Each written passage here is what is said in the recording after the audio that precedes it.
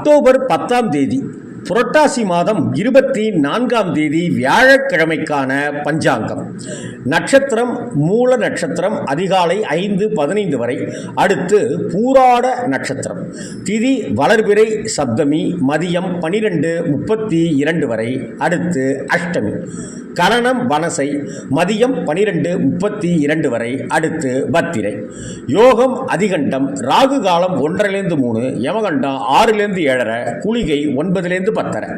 சூலம் தெற்கு. பரிகாரம் தைலம். சுப நேரங்கள் 10:11, 6:30, 7:30.